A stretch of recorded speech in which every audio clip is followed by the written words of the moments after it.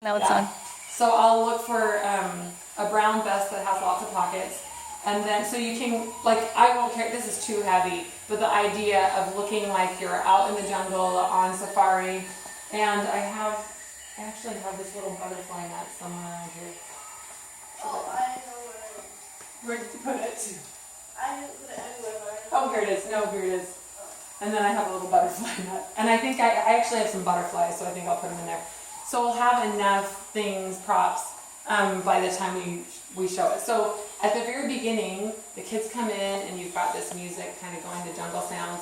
I will put it on a CD, but if you look up jungle sounds on YouTube, the top like 5 or 6 entries have hours of jungle sounds. This is the first one on the list, and it's nice because it has birds and stuff in it too. Some of it's just water and kind of creaking and stuff, but this one's pretty good. So we'll make a CD of it, but if you want to just use your phone, this would be the best way to go. So then you'll get all dressed up in safari gear, and I'm not going to do this whole thing with this. I will wear it for the actual day, all day long, and I'll have a nice hot head. But so you'll say, okay, so where does it look like I'm going? Does anybody have ideas? Where are we going? Going to catch butterfly. I'm gonna go catch butterfly. No, I am on a safari. I'm in the jungle, and you start by talking about the jungle. You won't talk about rainforest till later.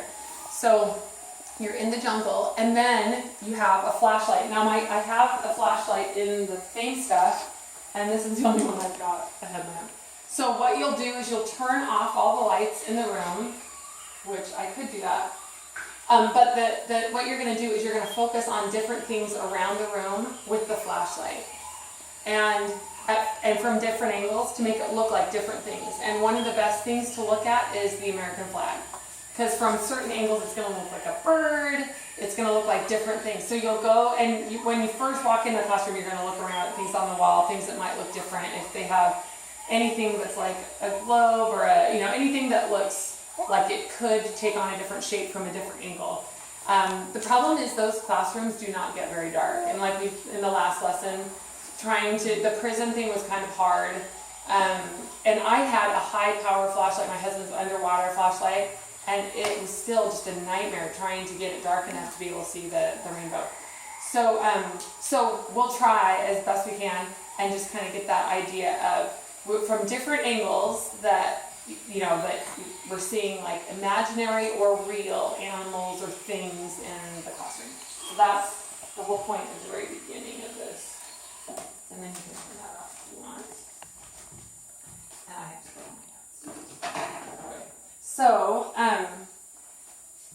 So today the artist that we're going to talk about, Henri Rousseau, had this crazy imagination. So when we were doing that, you were imagining different things. He had this really crazy imagination, and the thing that he loved to imagine the most, you can ask the kids, do you like to daydream? Does anyone here like to daydream in class? I always like to daydream. What things do you like to daydream about? And you can ask the kids, and they may or may not answer. Well, Henri Rousseau would daydream during his job. He had a really boring clerical job in Paris. And he had a few of them, and he would just daydream, but he always daydreamed about the jungle. He'd never been there, but he daydreamed about painting in the jungle or painting jungle scenes. He had never had a painting lesson, and he had never been to the jungle, but that's what he dreamed about. And so you can show, this is Henri Rousseau. So he's Parisian. He was born in Laval, France. It's a really interesting picture of him. And then really early on, we show the picture. So this is one of his paintings. So you can see he loved to paint the jungle. And there are different names for this. If you look really closely, you can see there's a jaguar is biting an African guy, and here he's like eating. So one of them is like Negro being attacked by a jaguar. Jungle, I think the one we had, jungle scene with setting sun is what it's called. It's just called a lot of different things, and we picked the most PC one. And so how hard do you think it would be to paint a jungle scene without having ever been there? Or to paint, oh, sorry. When you first started talking about it, you could say, how easy would it be to read without anyone ever teaching you how? And then, that's where you get to, how do you think it would be to paint something if you've never had a painting lesson? How do you think it would be to paint something like that? And so when you look at this jungle, what are your feelings about it? Do you see, like, is it a sunny, pretty place? Does it look like it's really scary? Does it look like it's dark and gloomy? Does it look like what? A lot of shades of green. Yes, it has lots of shades of green. There's kind of a violent thing happening right here, really small, which is really overshadowed by these giant flowers and things. Hey, Luke, if you want to come in here, you can. Actually, why don't you come in here? And then you can answer some questions for me. You can be the student. But I don't want the sound of this. Okay, then just leave that there. Okay. And so why? So this is. I was on a jungle safari, but we don't call this kind of an area a jungle anymore. Does anyone know what we call it now? Rainforest? Rainforest. Good. We don't call it jungle. It's rainforest, and rainforests are really, really important. And so, does anyone know why rainforests are important? Luke, come sit over here.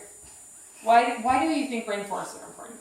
It creates most of the oxygen for the world and it has a lot of biodiversity. Yes, huge. Actually, one of the statistics, and it's actually in our book, half of the plant and animal species in the world are in rainforests. We are actually destroying rainforests at a rate of 100 square miles per 30 seconds, or I can't remember. It's something crazy where if we continue at this rate, in 30 years, there will be no rainforests left.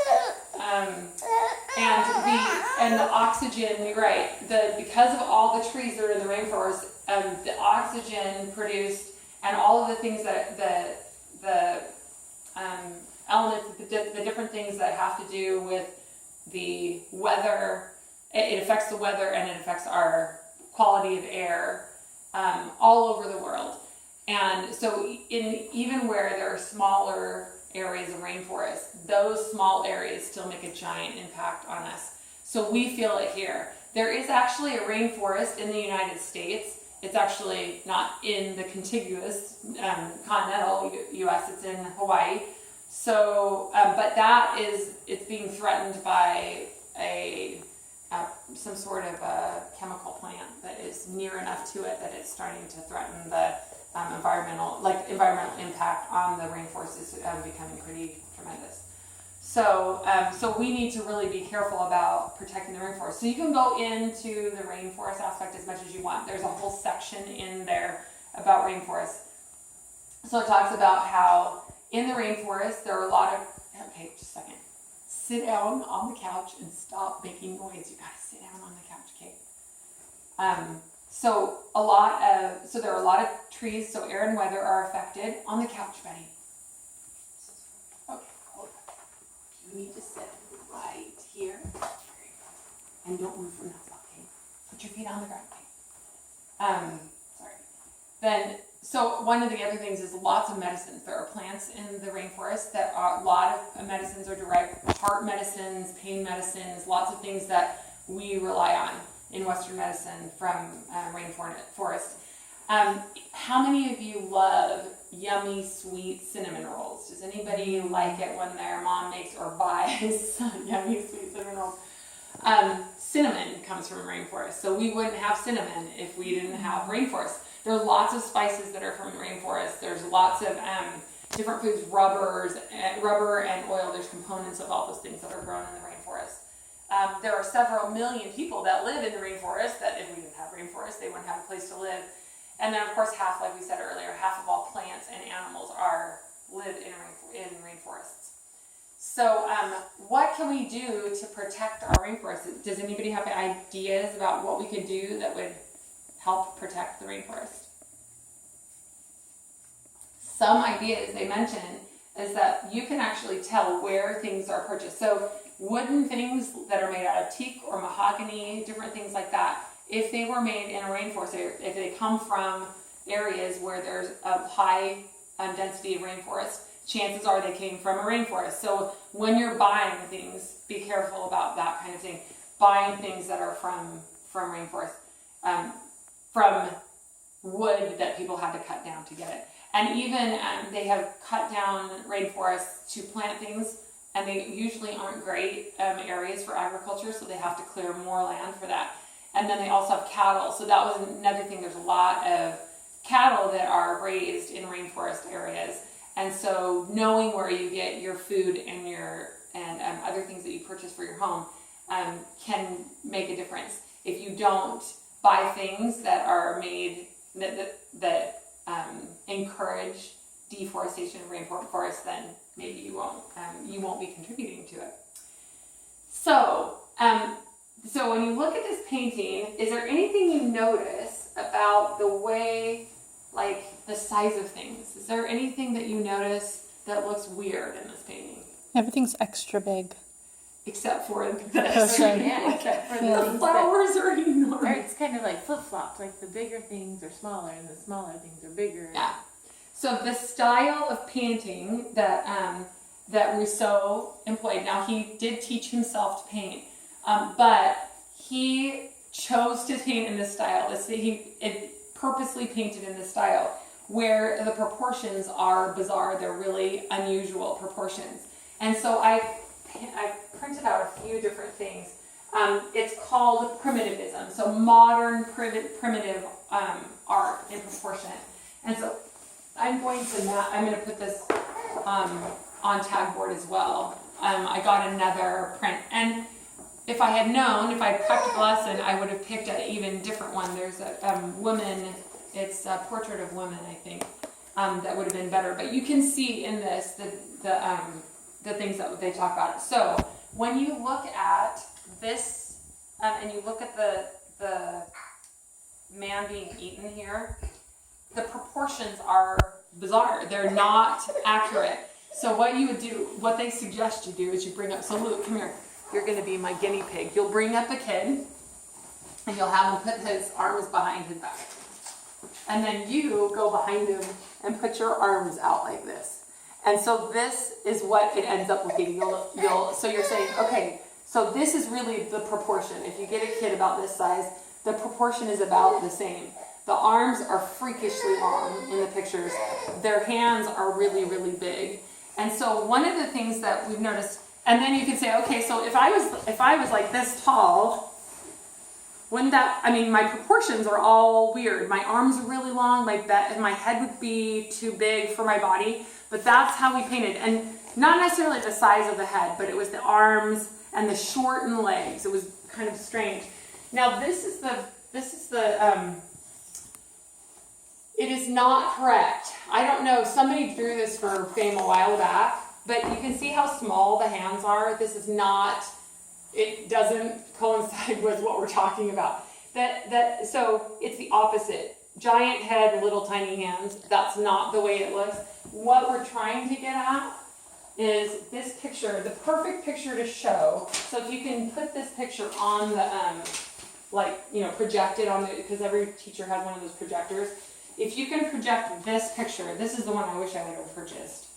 You can see that this is the one that they talk about. So Oh, yeah, the hands are tiny face, giant hands, short legs, and little things like the cat and the ball are tiny.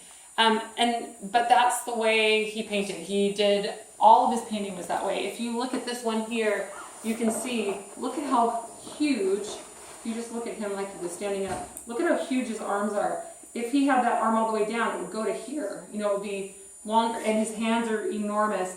And so you can have the kids hold their hand up to their face and put their chin to the bottom of their hand and where their hand goes. And actually for little kids, it's even smaller than, it doesn't come as far. And these hands would definitely cover, if not go above the top of the face of this woman.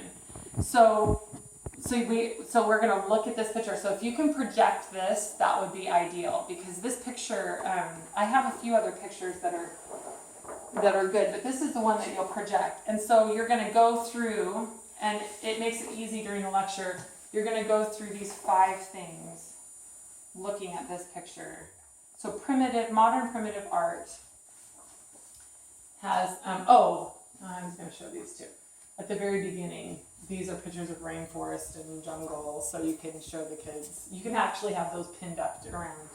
So the first thing you can talk about is the odd proportion, because you just had a student come up and stand there with the arms and stuff. So modern primitive art, you'll focus on that the proportions are weird. You'll have, they call it foreshortened legs, it just means short legs. The legs are much shorter than they should be. The arms are much longer than they should be. The hands are enormous. The face is really small. And it'll just be really odd proportions. It's not always that exact. Sometimes one of the pictures, the head is enormous and the body is really short. It's really strange. So that was one of the things. Then if you look at this, shading in his paintings, in any of them, there isn't a ton. This probably has more shading, this one here, than most of them. If you look at this, there's not a lot of shading. Everything looks pretty flat and smooth. And so he'll have different colors in there, but it's not like the contrast. So the shading is one thing, and it kind of blends in with the next thing, the little shading, and the next one I put right after, should be right after it, is unmixed color. So those two kind of go hand in hand. Well, they all do. The unmixed color, the fact that things are so flat, he has lots of shades of green, but if you go back and look at Monet, that has everything's really mixed. These look like this flat on top of this flat on. These they are a little shaded toward the bottom. But so you'll see shading on certain things, but he didn't mix his colors. You'll see really flowers are really, this one's this color, this one's this color. The sun itself is like this bright red circle. So then you can just pull out these and talk about them. Unmixed color, there's not very much shading. There's not much depth. And this is actually similar to the Pfeiffer, similar to Impressionism, where it doesn't look, you don't see a lot of depth. And so it's just like a layer on top of a layer on top of a layer. It doesn't look like you're looking deep into the jungle, where if you looked at this painting of the jungle, or this picture of the jungle, that looks like there's clearly depth in that picture. You can see that it goes back really, really far. This just looks like a wall of leaves, right? So you can show the contrast there. Let's see, and then there was, the fact that it's very simple. Things are really simplified in his paintings.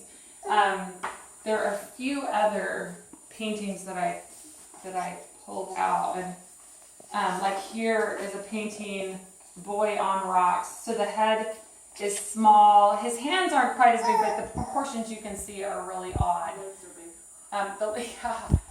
Yeah. Cankles.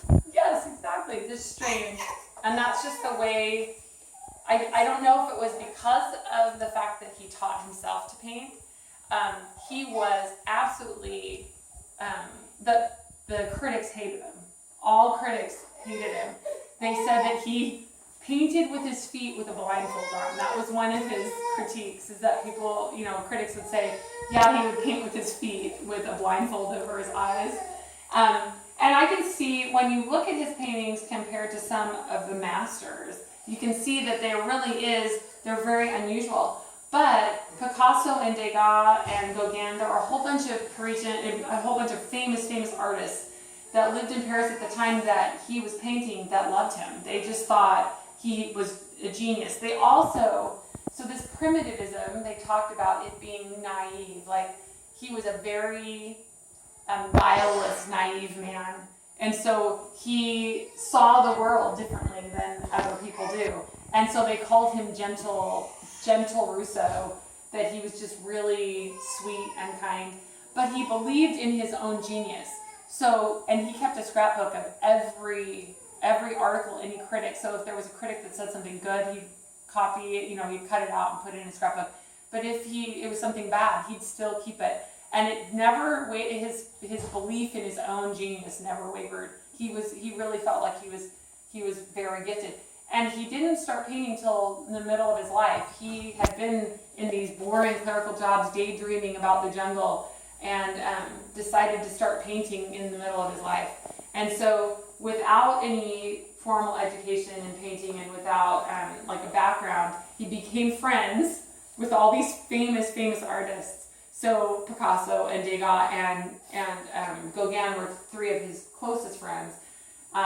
But they all encouraged him. They believed in him and they encouraged him. And so by the end of his life, he was, let's see, right here. He died in 1910. So he was, 64 when he died. By the end of his life, he had outlived 2 wives and 8 children. So all of his kids and both of his wives had died before he died when he was only 64. And he didn't have any money. He did not make much money on his paintings. He actually paid a laundry bill by giving a painting away. Like he never made much money, but at the end of his life, his friends, his fellow painters, put together a one-man show and then he finally started getting some acclaim, but not a lot sold. And so he died. He was buried in a pauper's grave, and they did know where it was, as opposed to our last artist that they couldn't find. What was his name? The artist from last, I just taught about him. That had 12 kids. The one that looked like a girl. Yes, Gilbert Stuart. There you go. So he died penniless, and they could never find his grave. They never could find it. But they were able to move his body to Laval, France, where he was born. So he wasn't famous when he was alive, but he did gain some fame toward the end of his life, not enough to actually pay off his debts. So that is Rousseau, and I have already lost my cards. Sorry, this is the most disorganized. So you can talk about the different. I have these printed out so you can go through little shading, no depth, simple. So there are 5 cards here. Is that all of them? Yeah, that's all of them. So you can just go through those. I'm going to probably redo this because it's pretty ridiculous because the other thing is so small. The one that we have in our book has a cat with a little ball of yarn. It looks a lot like that big picture. So if I can redo it on some cardstock like this and just make it so that it's the right size, we'll do that. Okay. Some things that were kind of interesting about him, though, he would pull different, like he used postcards and advertisements and little children's books to draw from when he was doing his paintings. Let's see. Oh, he died of gangrene. That was it. When he died of gangrene in 1910, and was very, very poor. So when we look at the art composition, one of the things, so you can go into it as much as you want, but you can bring all of the paintings out that we've done so far. So we'll have Paul Klee was the first one, the Sinbad painting, and then we've got, the Pfeiffer was the second one, right? And then Monet, then George Washington, and then this. So we have four other paintings. So you can bring them out to just compare and contrast. So if you bring out Paul Klee, you can show what we focused on with Paul Klee. Do you remember what are the 4 art elements, Luke? Texture, light and shadow, line And color. So when we look at Sinbad in that picture that has all the squares and he's in his boat and there's a big fish in the water, what was the thing that we focused on of those 4? Do you remember? light and shadow. There's no light and shadow in it. Line. No. Color. Color, yes. So when you look at the color, if you look at that picture, there isn't a lot of, the unmixed color is pretty similar. It's blocks of color in that. So you can show the similarity between the two. And they're very different styles. One thing they wanted to point out is his style, even compared to American modern primitivism, was really different. He really painted in his very own style. So you can compare the clay and the color. The Pfeiffer, do you remember the picture of the Pfeiffer? That was Manet's Pfeiffer. So the Pfeiffer, what they wanted, because it's about line, and we don't really talk about line in this, but it was flat. There wasn't really a lot of depth. And so the comparison there was that it's similar in the lack of depth in the Pfeiffer is flat face and stuff like that. So that was a similarity there. The Monet, they want you to contrast the difference between the unmixed color and the color. In Monet, everything's very blended. There's a lot of texture in it. You can talk a little bit about, there is texture here. You can see the leaves of flowers, but not a lot. Like, you can see that these are leaves and they're not totally flat, but even in his texture, each thing looks very smooth. So each leaf still looks smooth. Each bit of the flower, they still look smooth. Yeah. So that is really fairly different from Monet. And then when we look at, if you look at this picture here, or you look at the other picture of the woman, the portrait of the woman, you can compare George Washington and how the light and shadow in George Washington is so pronounced in his forehead and the shadow under his chin, and you just don't see that in the portraits that Rousseau did. I mean, you can look. There really isn't. Now, it's hard to see here because this person is so dark. It's really hard to see. There is a little bit of light here, but everything's so smooth that really that's kind of the way he painted. So then you can go into that as much as you, or as little as you want about those. So the composer that we're going to talk about, so the transition, they talk about, oh yeah, you can